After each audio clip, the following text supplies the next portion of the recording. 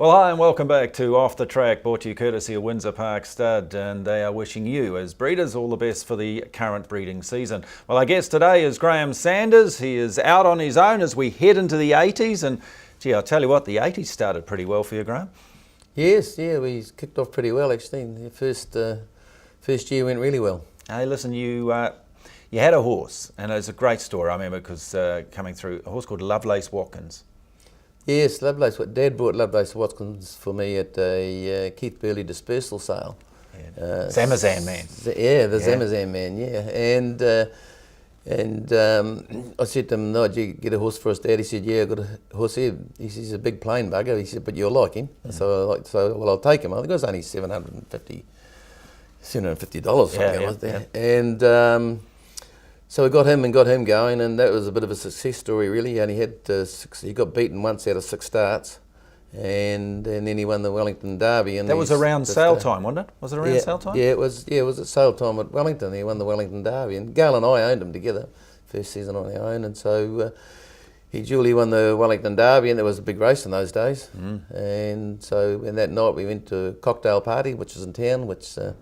all the buyers are there, overseas buyers, South African buyers are there. Yeah, that's right. There was a South African guy there called Cyril Hurwitz, who'd been buying a lot of horses at the sales. And Hey Graeme, yeah, that's right. He did. He said, "Will you sell your horse?" I said, "Yes, yeah, I'll sell my horse." He said, "What do you want for it?" I said, "100,000." That's a lot of money in those days, wasn't it? 100,000, and he said, he put his hand and shook my hand. He said, "Well, I've just brought you a horse." Wow. And did you go and have a drink? Or another one? Yeah, well, one of the press guys was there and leaned across and said to Gail, "He just sold the horse." And Gail said, "He didn't ask me." And I said, "I've just sold the horse." He said, "What did we get for it? 100,000? Oh, fair go." I said, "Yeah." Well, no wonder it's sold. Anyway, just a few minutes after, he didn't realise at the time, Cyril Hurwitz, he said, "I've just found out the horse is a gelding." Yeah. I said, "Yeah, it is a gelding." He said, "Oh, I can't take geldings to South Africa." Wow. And I said, "Well, hey, don't worry about it. Just hop out of the deal. That's fine. If you can't do that, just forget about it." He said, "My word's my bond. Wow. I still want your horse." Amazing, isn't it? Yeah. So he couldn't take him to South Africa. No, because I looked, ironically, because I obviously looked up his race record, but he went to Australia, and South Australia in particular, did well. Yes, he went to Colin Hayes in South Australia, and no, it was an interesting story around it, especially when it came to getting the money. That took a while to arrive. Did it? Well, because in those days they had to come through companies, I suppose. And Wrightsons had sold the horse, all the horses in those days. Wright Stevenson, and because they didn't clip the ticket of the commission. There was no one involved. It was me. Just a handshake. So it took a while to get the money, but it arrived in the finish. So I rang up. The horses were supposed to go, and Colin Hayes rang me. I said, "I'm not sending the horse. I haven't been paid for it." And he said, "I'll guarantee you the money you send the horse." Well, a few days later, the money arrived. So this is a couple of months afterwards. Yeah. In the meantime, I bought a farm. How the hell am I going to pay for this? Well, that's the thing. I mean, you basically turned that horse into a farm, didn't you? Yeah. We're going to talk about that very shortly. Another horse you had going around who's a special interest to me because I hear about it most of the times that I work with Mark Clayton, who of course trackside man, Mr. Hickey. Yeah, Mr. Hickey. Yeah, well, Mr. Hickey came to me, and those days I had hard case fella riding for me, Lance Rockella, and every horse he'd jump on. Do you want to jump it? Do you want to jump it? So. They're a special breed, those jockeys. Yeah, sure are. And so he went out and jumped, and he could jump. I said, "God." So we jumped him every day, and then the guys come, "Well, what do you think?" I said, "Well, he'll make a top jump." So, and it's continued on. And of course, he won the Great Northern. Yeah, he won 2 Northerns.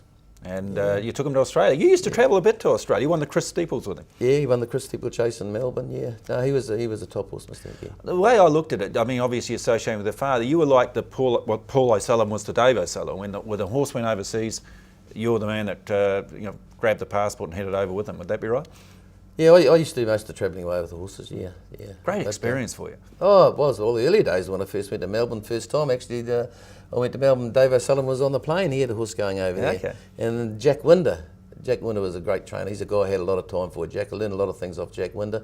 He was there at the same time. He was staying down at Morty Alex, so went and saw them when I was in Melbourne. And that time I was in Melbourne with a horse called Quick Answer. That was in the mid-70s. But then that learnt when you travelled horses, you seem to learnt all the tricks from the old guys that used to go away all the time. Yeah, no, good stuff. Hey, listen, your father had a pretty decent filly at that time too, Bound to Honour. Yeah, that's right. Yeah, Dad had Bound to Honour. For the Mackies. Yeah, that's right. Yeah, at the same time. Yeah, no, she did really well. So were you sort of keeping an eye over the fence? I mean, how close were your stables in terms of you and your father? Oh, right next door to each other. Right next door to each other? I took over 2 with properties and Dad continued with the rest. Oh no, it was quite interesting really, because when I said to Dad I bought the farm, he said, I better come out and have a look at it. And he said, who gave you advice on this? I said, one of your best mates actually, a fellow called Ken Jones. He said, when did you see him? I got to go ask him first, so I was doing the right thing. So and he put it right, so that was right with Dad because I'd asked one of his mates. But no, Dad used to come out there all the time. And that's the interesting thing, because you left training with all the success, or appeared to, that you gave up training and went farming. Yeah, well, I still had a few horses, but not many. But no, I enjoyed the farming because I had a young family, and my wife Gail, she loves work, and she wanted to rear calves and do all these sort of things. So we did all that. So how big was the farm? Growing up. How big was the farm? Well, 120 acres, just not up the big road. enough. Yeah. And then we reared. So you still kept your hand, and you still had a few horses? I still had a few horses. I still had my stable property. Oh, okay. But yeah, I didn't have many. That's all. Yeah. I had about 8 or 10 or something like that. One part of it. Yeah, because I got the feeling that you'd sort of basically walked away from it. No. I still had horses. I still had staff. I still had a stable property. But no, we went out, did the farming thing, and no, it used to be good. I used to go watch the kids play sport at school and do all the things that my dad never had time to do with me. That's the thing, and in fact I was going to bring that up. That's the one thing when I talk to trainers, is that Saturday commitment that you have to racing. It's getting that balance right, isn't it? Yeah, well, it's important because your family grow up pretty quick, and I'm finding that now with grandchildren. They're a bigger tie than what your own kids were, because you go to all the things that they have because you have time to. Craig, Mark, Debbie. Yes. Is that the right order? Yeah, that's right order. They have much interest in racing? Oh yeah, Craig's very keen on racing. Oh, he's an accountant, I realise that, but I mean, coming through early in their lives. Oh, I know. Craig worked at Windsor Park in his school holidays. Okay. Yeah, he learnt the trade over there at Windsor Park. Every school holidays he worked there. He was at St Paul's at the time, and then every school holidays he went there, and then Debbie followed it up. She went to Alan Jones's one school holidays, and then went to Waikato Stud actually. Worked there a couple of times. Then Mark, who came on board later on, and trained with me for 4 or 5 years. Yeah, we'll talk about that. Yeah. Okay, so ironically, the guy who did probably the early grounding, Craig, is the only one you haven't trained in partnership with.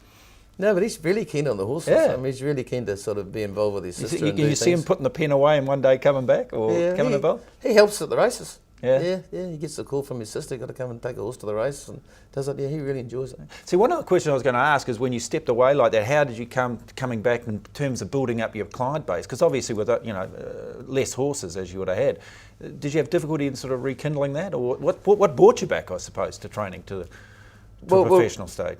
Well, really, we suffered a bit of a tough time, and the downfall of the share market, and we made a bad investment in Angora goats, and lost a bit of money. Jeez, they went silly, the Angora goats. Did you get caught up in it? Oh, I got caught up because my wife loved that sort of thing. So they made 140,000 in those sort of days. Yeah, we did it right for a while, and then we weren't going that well with the farming side of things. So I said, we'll just go back and train the horses, which we did.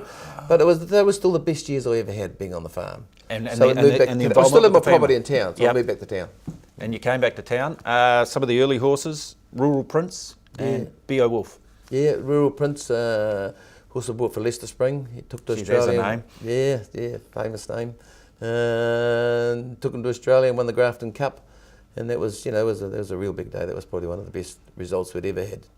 In terms of financially, the punt? Financially, yeah, we had a bit of a bet on the horse. You have a bet? Yeah, we had a bet those days, yeah. Those days? I reckon even nowadays. I still do now and again. But no, we had a good bet that. Yeah, it was really great. It was a really great day, actually. The horse won that race. And interesting. Bob Hawke was the Prime Minister at the time. He presented the Did he cry? He didn't cry what he was going to know. I remember making the speech after the race. It's quite interesting because what happened that day, there was Mr. Springer asked me to have a bet with the bookmakers, and I was going to have a bet with the bookmakers, and so I did that, and then I saw Bevan Lamming had just shifted to Australia. He said, "What are you doing betting with the bookmakers? Your horse is paying $29 on the tote."